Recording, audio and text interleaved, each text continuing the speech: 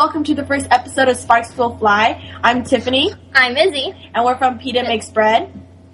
I'm Stephanie from Cornwall. And I'm Eric from the Mockingjay.vndv.com. And I'm Samus from Team PETA. Right now we have the news, hosted by Samus and Eric.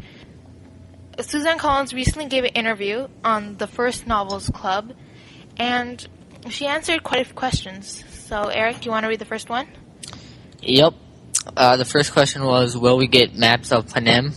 And Suzanne answered, no, because it would give you knowledge that Katniss doesn't have. She doesn't know where the other districts are, but Suzanne does have a map herself. She is sure lucky.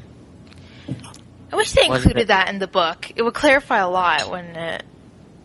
She should make an extra book, just like, that has nothing, just like an explaining book at the end of the series. Yeah, it'd be cool. Map, profiles and stuff. It'd be cool if she gave us a map when the books are all done. They could release it as merchandise. You know how Scholastic, they released the Lord of the Rings map as actual product. Not Scholastic, but another company. Maybe Scholastic could do the same thing. And it's another way to make money, which they're always after. He is good. Yep. But Suzanne does have a good point. Katniss doesn't have the knowledge, so why should we? Just to travel and find out. Yeah. Maybe she will in book 3. Maybe she'll release it in book 3. Maybe. Okay, then moving on to the next question. Will there be a 4th book? Suzanne answered no, but she does need to start working on the screenplay for the Hunger Games. Yes, you do, Suzanne. So no 4th book, and I think that's probably going to be final. Yeah, she did mention in an interview, she originally planned the Hunger Games to be the only book in the series, but after Katniss escaped being killed in the Hunger Games, she realized that the Capitol would have never let that go on unpunished. So there was originally going to be a single book, but in the end it became a trilogy. Because of the berries at the end of book 1. Yeah, that just initiated the whole trilogy. Yep. It would have been bad if it just stopped right after the berries, because obviously the Capitol would not like that whatsoever. Yeah, it's all about dystopian society. She wouldn't have just stopped it at the protagonist just wins. It would have gone on. Well, if she ended it like she did, just had end of book 1, I think it would have been pretty sad and depressing. Unfulfilling. Mm-hmm.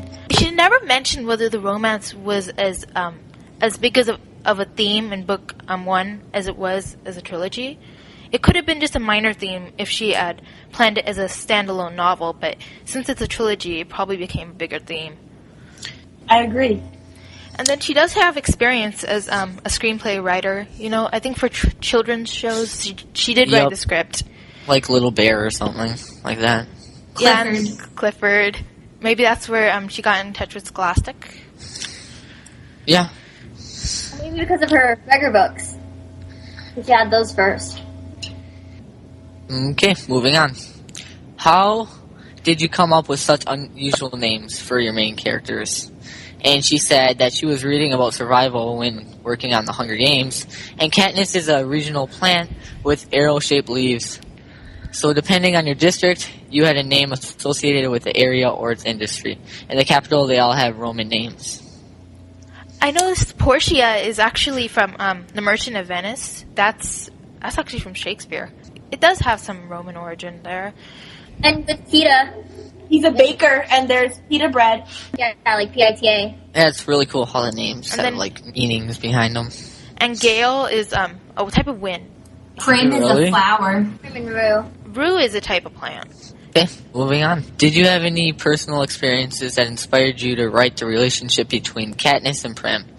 And she was the youngest of 4 and a military brat, moving around a lot, so she and her siblings always had a tight bond. Oh, that's cute. Katniss always mentions her relationship with Prim, but I didn't see many actual experiences in the books. She does mention her relationship many times. She says that she and Prim are very close, but if you look through them, there are only a few interactions between Katniss and Prim. Well, they're obviously pretty close if Katniss is willing to go into the games for Prim, which starts the whole book. If it's not their closeness, that she just feels guilty if she didn't. Like the responsibility. It's always about paying others back. I think it's more of loyalty because she did mention PETA had 2 older brothers. One of them was qualified to actually volunteer for PETA.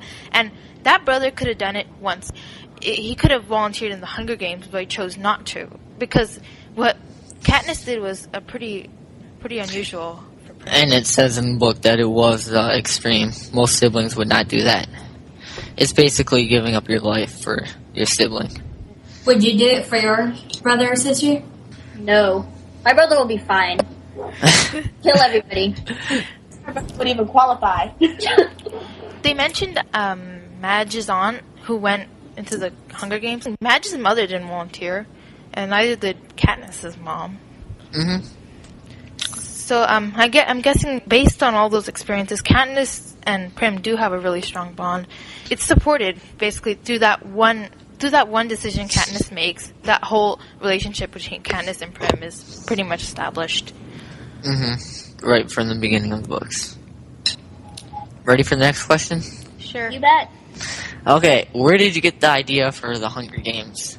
And Suzanne was tired in bed and channel surfing between reality shows and footage of the war in Iraq, which molded in her mind. War footage scares her and affects her greatly because her dad was in the military and fought in Vietnam. It'd be scary to know her dad was fighting somewhere and then seeing an image of the fight on TV and know he was there somewhere. The myth of Theseus and the Minotaur also came into play, and she loved gladiator movies as a kid. You can see a big connection between Katniss and Spartacus. And we've all heard that before. Yeah. Yeah. She's answered that question quite a few times. Quite a few times, yeah. Kind of cool way to get an idea for the book. I still love the Star Wars in the whole series because in the same way the Empire in Star Wars and then the Capitol, they both kill anyone who they think is against them. And they've been doing a pretty good job at it, too. And then Katniss, just like Luke and Leia, they just sparked the rebellion. Yep. I still love Star Wars. And then Star Wars. Yeah, did you also see the hero's journey? Like, you know how there's the call for adventure, the stages. Oh, yeah. That's pretty much in every epic. Okay, next question is, who is your favorite, PETA or Katniss? And Suzanne said, it's hard to play favorites, but PETA is definitely the nicer of the two. Woo! Team PETA! And then someone yelled, PETA or Gale? And she said, she can't tell us that. So, she obviously can't play favorites, but she admitted PETA is nicer. Authors tend to have favorites. Like, sometimes authors do have favorites of the characters, others don't. I've noticed online people tend to hate Katniss due to her antagonistic behavior sometimes, but her circumstances of growing up molded her behavior in the way. Yeah, she's kind of grumpy, but who can really blame her? Just the decision she makes sometimes is questionable. Everything she does is questionable. Yeah. We have hints of PETA's life. I don't think PETA was actually the most loved person either. His mom didn't seem very nice. He seemed really close with his dad, though. Yeah, his dad seemed rather nice. And then, in Catching Fire, he actually said that no one would really care about him if he died. That was so sad. That was that. Yeah. My heart should be. I would care if he died. And we know that Katniss's mom and sister would die, so that certainly says something about PETA's relationship with his family. Yeah. I wish we had a better glimpse into all the characters' lives instead of just Katniss. I wish we knew more about Gale. Gale is also really obscure. He's a lot like Katniss. I wonder why they didn't ask about Gale, who's your favorite. Gale wasn't much of a character in book 1, but then he just evolved in book 2. He was left hanging when they pulled him out of the room and he was like, and then you never know what he says. Yeah, you'd never know that. It might be important for book 3. Who knows? Wait, didn't he say in Catching Fire that it was "I love you"? He said "I love you," but I'm not sure if he. I'm pretty sure that's what he meant. I'm pretty sure he said something like that. Okay, next question. Where did you get the idea to make the contestants at the end of Hunger Games into mutts? She wanted to add a psychological level of terror at the mutations and make them useful like the Jabberjays that bring info.